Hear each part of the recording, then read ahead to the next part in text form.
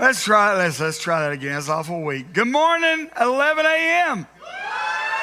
Hey, there we go. Happy Father's Day. Happy Father's Day. Hey, a couple things before we really kick in. If you're new, first time here, welcome. I'm Kelly. They call me PK, Pastor Kelly. I don't really care as long as you call me when the food's ready. I don't need a title. But me and my wife, Pastor, are here. But welcome.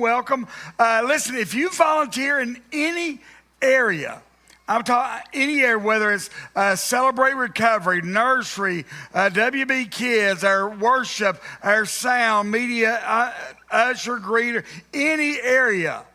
Next Sunday, immediately following the 11 a.m. service, we've got a luncheon that we want you to be at. We're going to go over some new things that we're going to be doing this fall, and we need you to be there at it. Also, men, mark your calendars. August 22nd and 23rd is this year's Man Up 2025 conference. We're calling it Faithful. Because we believe, man, if that's a word, God is raising up some faithful men that are going to be faithful to Him and His calling. Amen? Amen? All right, let's go ahead and get some of these out of the way. Did you hear about the man that got fired from the ice cream factory? He refused to work on Sundays. They're not going to get any better, so take your chance to laugh now. What do you call a lion with no eyes? Lawn. Come on, I'm also going to let it sit there. What kind of shoes do frogs wear?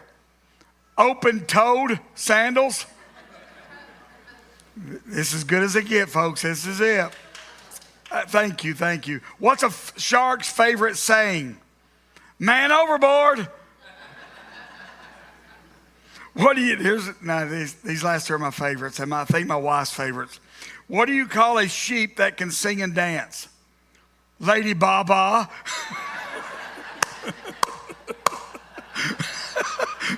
Come on, Jill, that's good.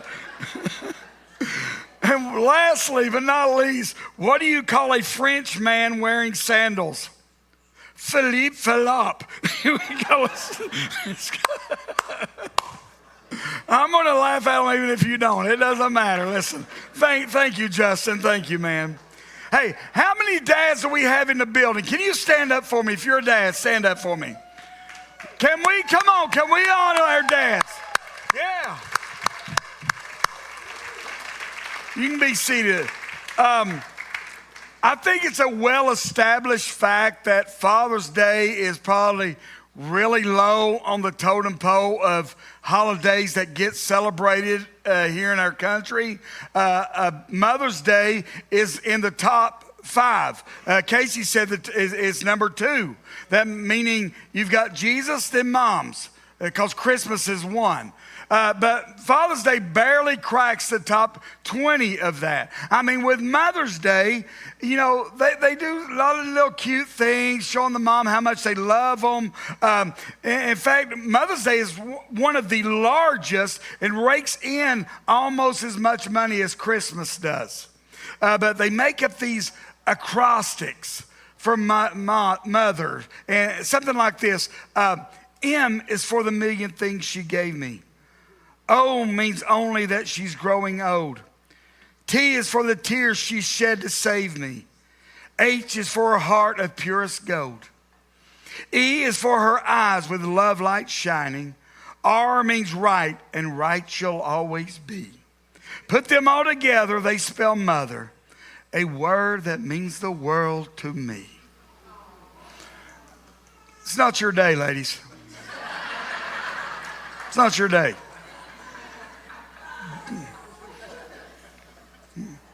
We're not even going to acknowledge it. No, we're not. But fathers, not so much.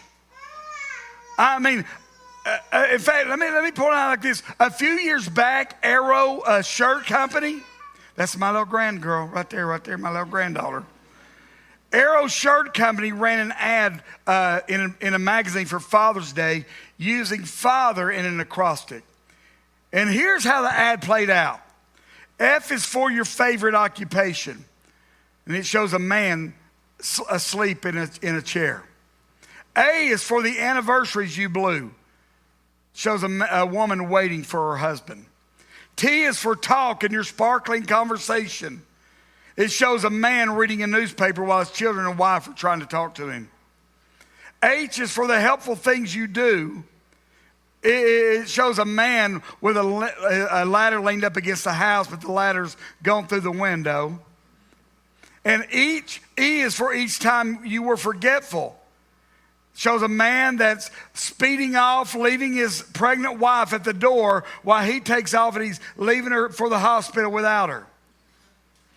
R is for the recitals that you attend. And it shows a dad being dragged to his child's piano recital. And the ad concludes with this: he may not be a perfect father, but he does deserve a perfect gift. Give him an arrow shirt for Father's Day. Here's what I'll say. I wish that kind of attitude toward men and dad wasn't the norm. But it is. It is. In almost every sitcom, every movie, every commercial that gets played, the dad or the man in it gets made out to be some bumbling idiot, right? That really doesn't know his head from a hole in the ground. If it weren't for everybody else around him, his world would fall apart, and he doesn't even know how to take care of his own house. And the message that gets pushed out there is this: men mean well, but rarely do well. And that kind of imagery that we've grown up with and that is still present gives us Father's Day's messages that I've heard over and over. I've preached these messages where here was the central message of the Father's Day message: men, do better. Do better. Get better. Be better. And we give them scriptures like 1 Corinthians 13:11. When I was a child, I spoke like a child, understood like a child, thought like a child. But when I became a man, I put away childish things.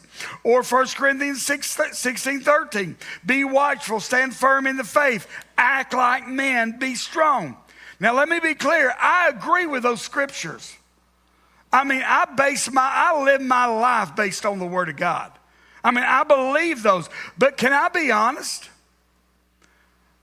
I think 90 to 95% of men, the majority of men, really are trying.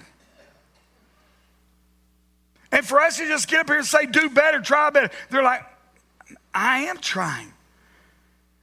And what I found is it makes men leave a service not feeling like they've got enough to give. That what they are giving is not nearly enough and they need to try harder. But I believe the majority of men, I'm not all, but I believe the majority of men really do want to be a better husband. I believe the majority of men really do want to be a good and better father. They really want to provide above and beyond for their family. I believe they really want to live a life of purpose and meaning. And society has become really good at pointing out all the flaws about manhood and rarely, if ever, celebrating the good things about manhood. Are you with me?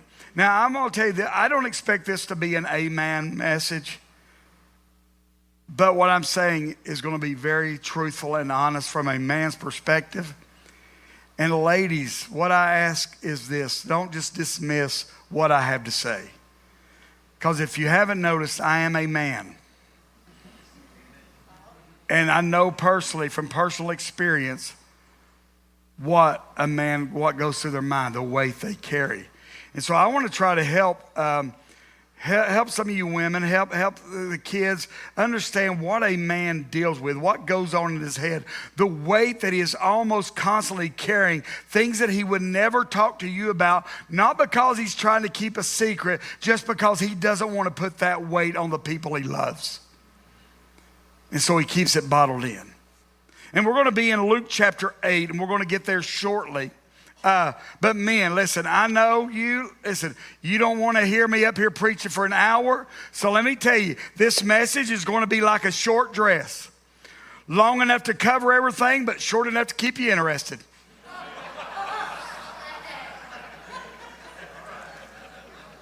Kelly, that's sexy. I don't care what you think that's funny, and it's Father's Day.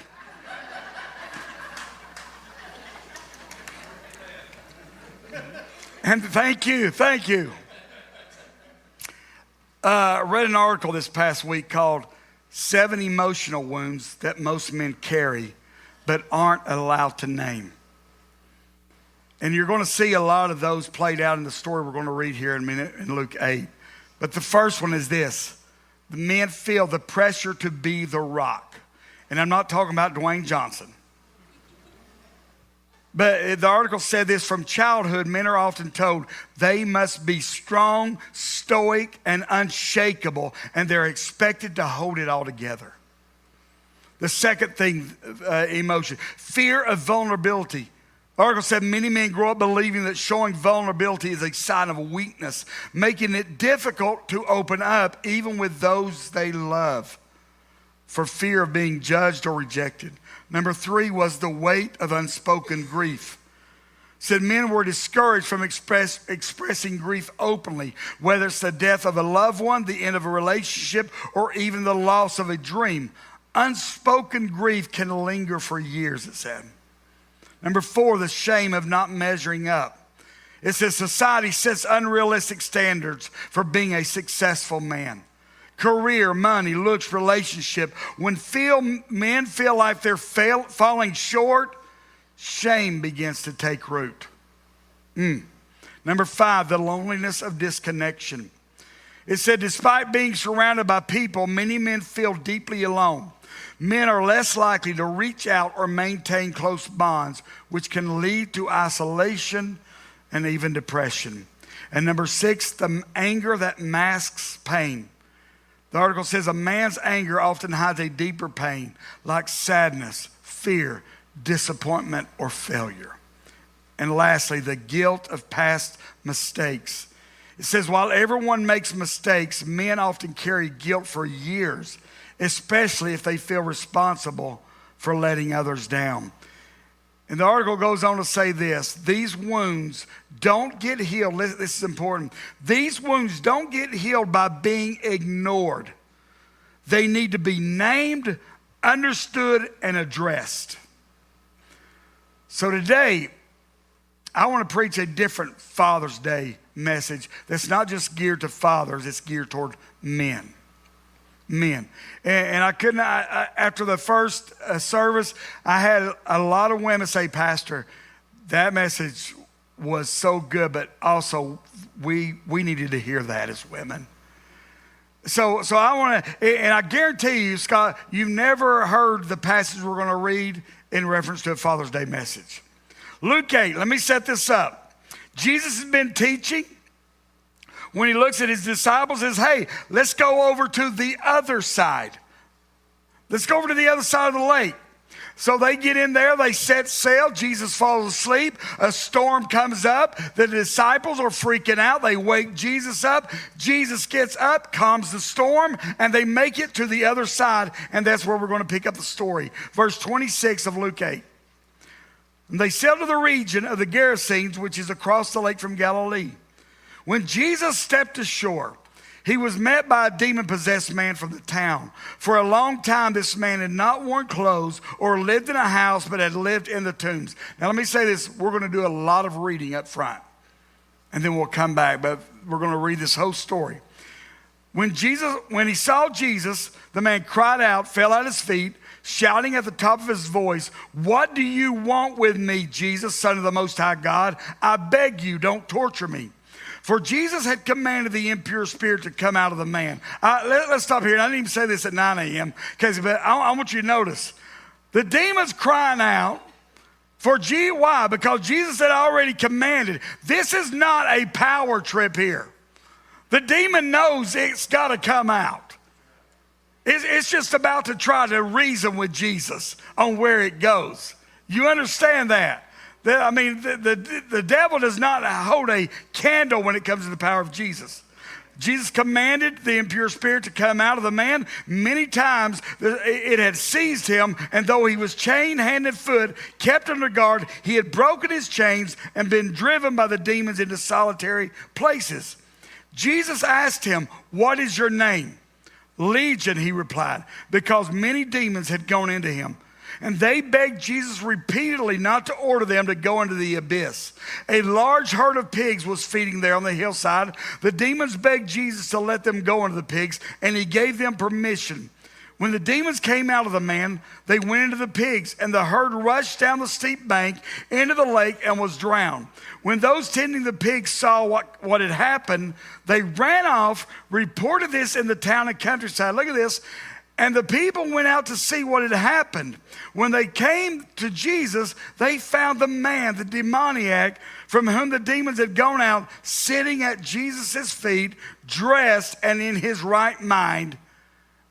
They were afraid.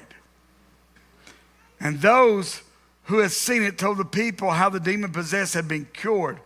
Then all the people of the region, the Gerasenes, asked Jesus to leave because they were overcome with fear. So he got into the boat and left. I think there's 6 things we can learn from this man that, men, we've got to be careful about.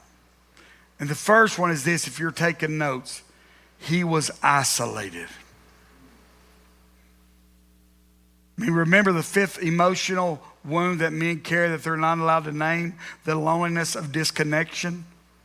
This man was disconnected from everyone, family, friends, none of that. Look at it, verse 27. When Jesus stepped ashore, he was met by a demon-possessed man from the town. For a long time, this man had not worn clothes or lived in a house, but he lived in the tombs, lived in the graveyard. He was living for who knows how long outside the city in a graveyard. He was isolated. He was doing life alone. You know, May was Mental Health Awareness Month. And June gets covered up by everything else, but I don't know if you know it, but it's actually also Men's Mental Health Awareness Month.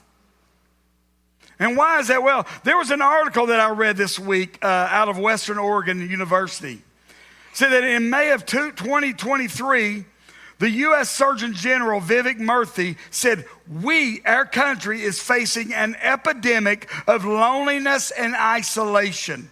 Leading to, look at this, here's what loneliness and isolation does. It says it leads to a greater risk of cardiovascular disease, dementia, stroke, depression, anxiety, and premature death. That's isolation and loneliness. But get this, in the past year, the focus has shifted to the loneliness faced by men, coining the argument that a male loneliness epidemic has arisen. And it says, despite the name, what the name may suggest, the loneliness attributed is not solely a romantic relationship. In fact, research conducted in 2021 found that 15% of men claim they have no close friends, 0 close friends. That's a 12% increase since 1990. A study published by Equimundo in 2023 found that a majority of men agree with this statement: no one really knows me well. In the same study, majority of men say that they have only one or at the most 2 friends in their area that they feel they can confide in outside of their family. Get this, and we're going to talk about this here in a couple weeks. 80% of all suicides are male. Male. 80% of all suicides that occur in our country are men, young men, taking their lives. Why? Because we are in an epidemic of loneliness and isolation. Here, how is it that we are more connected than we have ever been in society? I mean, our phones connect us to thousands, if not millions of people, yet we are the loneliest generation ever. Isolation is a death sentence for anyone, but especially men. I mean, we've seen this played out time. If you ever watch National Geographic or Animal Planet, you see this played out. I mean, you've got this group of lions, and they're going after a herd of antelope. And it's not like they're not trying to take down the entire herd. Here's their goal: to attack the herd, cause chaos where they can then isolate one. And in the chaos, they isolate that one. And when they get the one isolated, it is not good news for that one antelope. See, I personally think the loneliness and isolation we're facing today is a spiritual attack. Here's why. Because just like those lions know they need to isolate the one, the enemy knows, I'm going to isolate the men, and then I can destroy them a lot easier if I can get them away from everybody else. This man faced isolation. The second thing about this man Jesus encounters, he felt rejected. Do you know why he felt rejected? Because he had been. But not just by one person, by an entire community. They had rejected him. I believe rejection is one of the most powerful tools the enemy uses, especially toward men. Because if a man feels rejected, he'll isolate himself. Do you know what the word rejection actually means?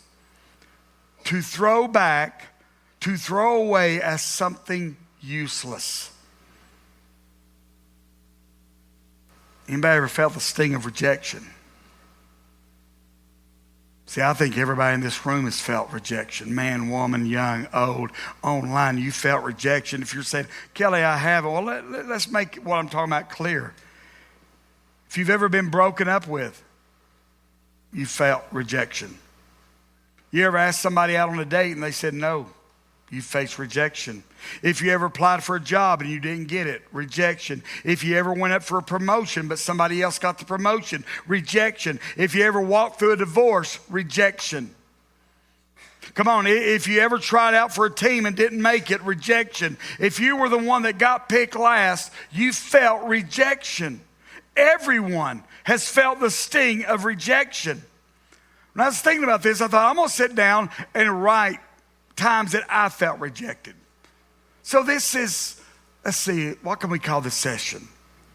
Transparency with PK. Here's times I felt rejected. I was about 12 years old. I remember being on vacation with my Uncle John and his family.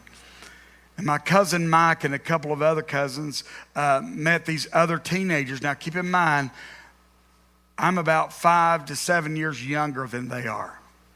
They're older. And so they all took off to do something, and I didn't get invited to go. I remember feeling rejected. I remember trying out for Ray Central Middle School football team. And I taught my friend Tommy into trying out for me. And the only reason Tommy tried out is because I asked him to. He made the team, I didn't. So I went home and said, hey, Dad, I didn't make the team. Dad said, well, do you want to play football? Okay. We went to Dayton City School. Dad went and talked to the coach, hey, my son wants to play football. He said, well, all right. So I changed schools. Started for Dayton City. And I remember that year we played them and beat them. And the revenge felt so good. What you know about me? Yeah, let's go on. I remember being broken up by my first girlfriend. And I can remember her name, but I'm not going to say it just in case this ever gets around. I felt rejection. I remember going through my divorce. I felt rejection. In fact, I described it to somebody as I was talking to them. I said, and if you've ever walked through a divorce that wasn't your choice, you'll understand this. I said, death would have been easier. Because with death, you have no choice in the matter. But with divorce, someone's telling you, I don't want you anymore. I don't need you in my life anymore. And I remember feeling the sting of rejection. I remember after that divorce, I moved out to California, lived out there for a couple of years. And when I came back and my brother Stephen was playing drums in this teen talent competition. It's a competition that our organization would put on, I think it's every 2 years or 4 years. He was playing drums and he said, hey, will you mind playing keys for me at this? I said, no, absolutely. Well, I had changed dramatically in those 2 years. When I came back here, I had jet black hair halfway down my back, had 4 or 5 earrings in each ear. And I remember walking through that church and people that knew the old Kelly. I could hear the whispers, isn't that Kelly Goins? Didn't he used to preach? What happened to him? And you can say, PK, some of those things are just silly. I know they are, and I recognize that. But my point is this, that's how rejection can stick with you for years. Even if it's just perceived rejection, it can stick with you. It can stay with you. But let's be honest, not all rejection is equal. Can we agree with that? Like if somebody that I don't know goes online and trashes me or trashes this church, you know what? It's not going to upset me that much. But if somebody I love, somebody I know does it, that rejection stings a little more. And if I'm being honest, and men, if you're being honest, there are some opinions that just carry more weight than others. Or are you following me? There's some people that, their opinion, it matters to me. And when I feel rejected by them, it stings more. So this man felt rejection. The third thing, he felt shame. Shame. Now, 9 a.m., I believe they lied to me because nobody said a word. But have you ever had one of those dreams where you found yourself butt naked? Thank you, at least somebody. 9 a.m. was so holy, but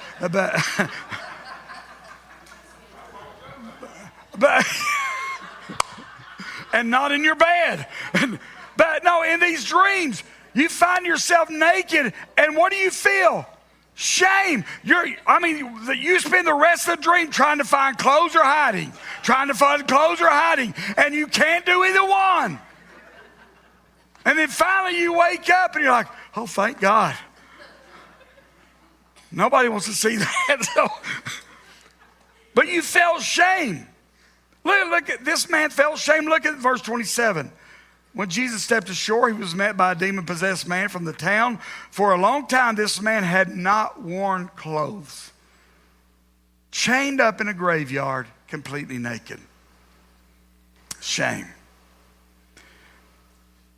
Shame is something every man deals with to some extent. And the sad thing, most men deal with that shame in silence. Because if somebody knew, what would they think about me?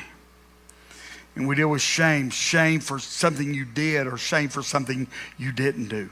Shame for a sin or an addiction or a habit that you can't seem to shake. Shame for losing your temper and saying something or doing something that you regret. Shame that you weren't there for your kid growing up.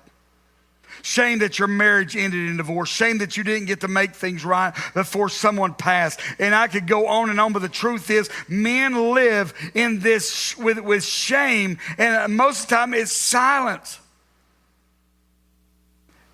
And that shame can lead them to isolating themselves because, again, you don't want anybody to find out or know this about you.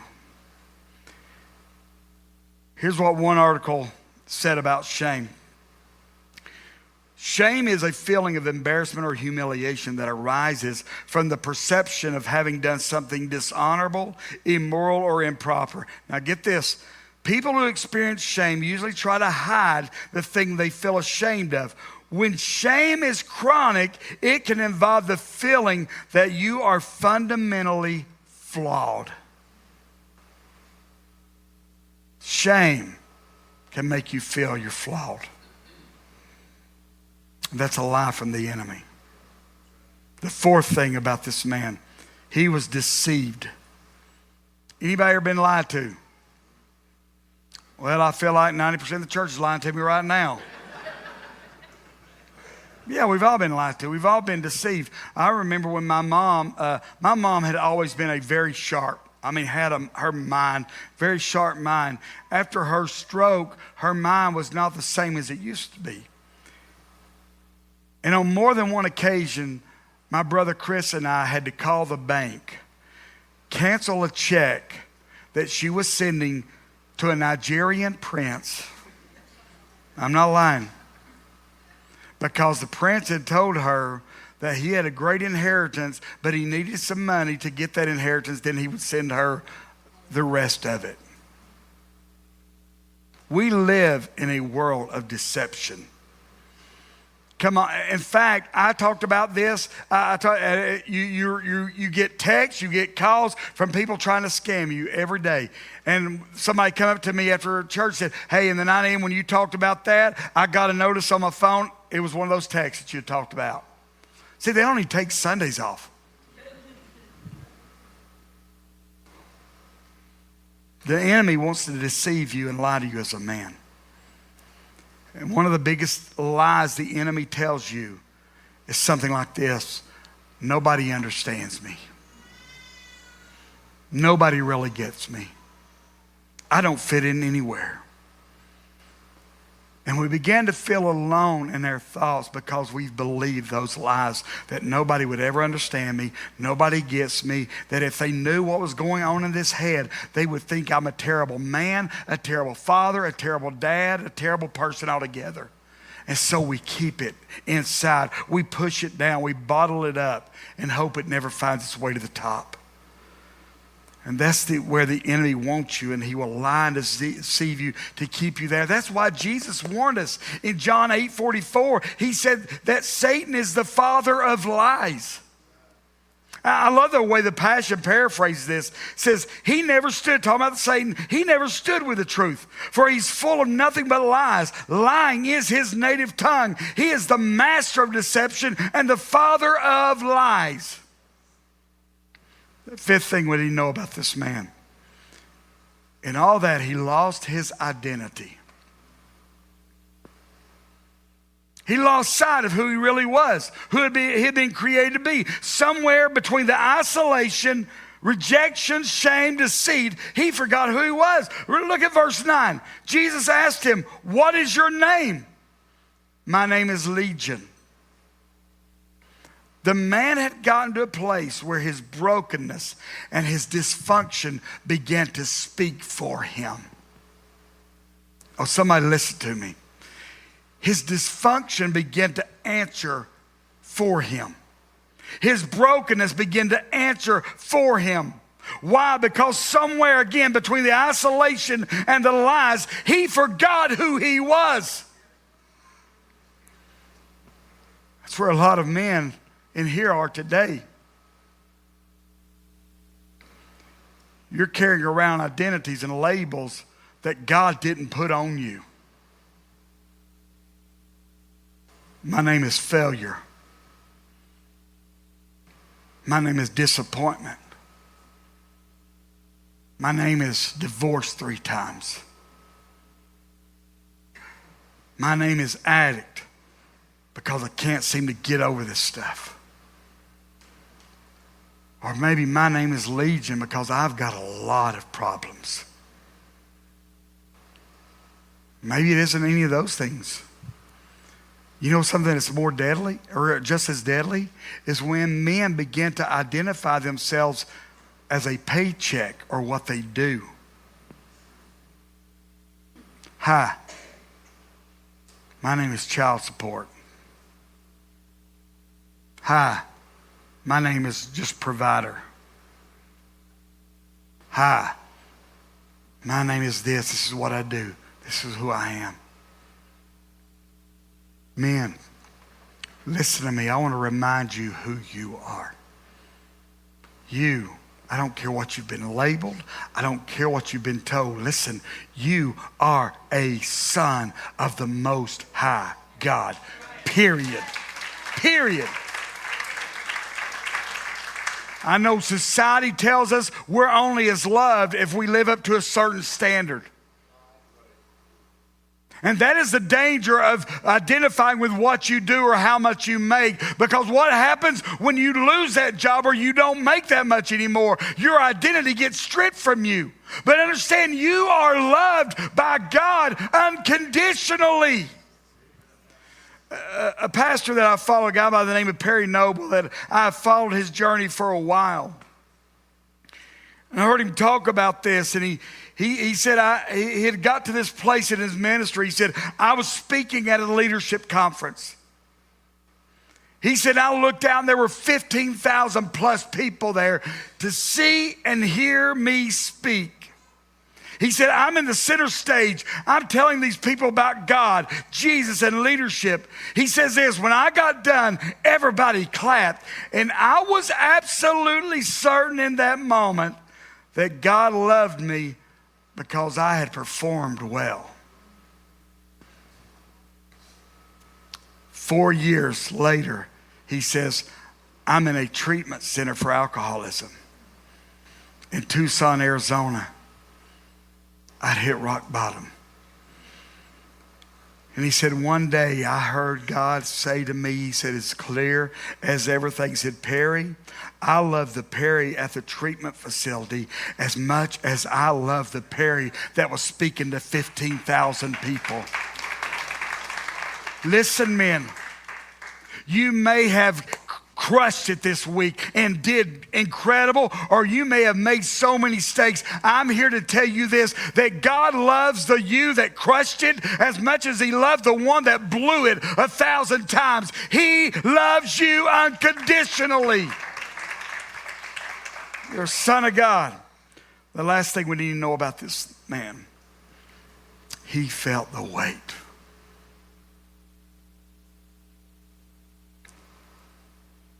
I'm convinced that men are carrying weight that most of you will know nothing about. Well, what weight was this man that Jesus encountered carrying? Scott, I came across a fascinating story about this man this past week. In fact, I read it and I was like, I got to make sure this is true. And I sent it out to my brothers, to a pastor friend of mine, a couple pastors, people that are smarter than me. I said, have you heard this? I had never heard this. And they were like, I've never heard this, but the region they were in was a Gentile region. And they practice a lot of pagan beliefs. This could have been, and it would make a lot of sense as to what happened here. But I found this article interesting, what this theologian said.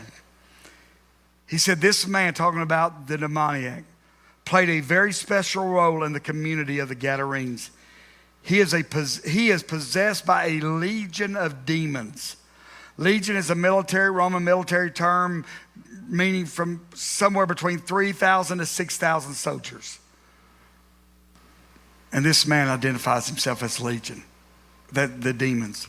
He is possessed by a legion of demons. The article goes on to say, this man is the scapegoat of the entire community. That means that he bears the demons of everyone and that they are able to transfer their tormentors to him.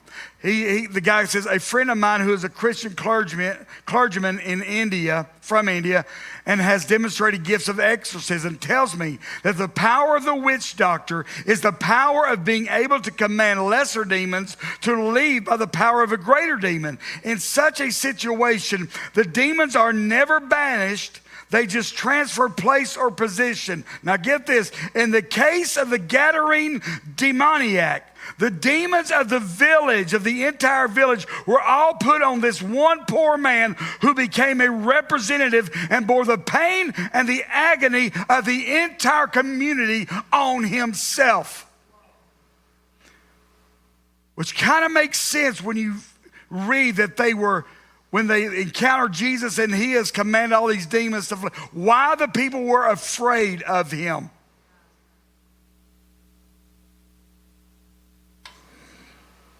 Samaritan carried the weight of an entire community. Most men feel like they're carrying the weight. Not of the world, but of the ones they loved. And men have become the scapegoat in our society. It's toxic masculinity that does this. It's because of men that this happened. It's because of this. And most men feel the weight of it all. And hear me, ladies. They don't mind carrying the weight for people they love. They just want the people they love that they're carrying it for to see them. Are you hearing me? To see them. To recognize they're carrying a load for me. Here's the truth. As men, we don't always get it right. We don't always respond in the way you'd like for us to. We don't always say the right thing or do the right thing. But we really are trying. And we really do want to be good and better fathers, husbands, and men.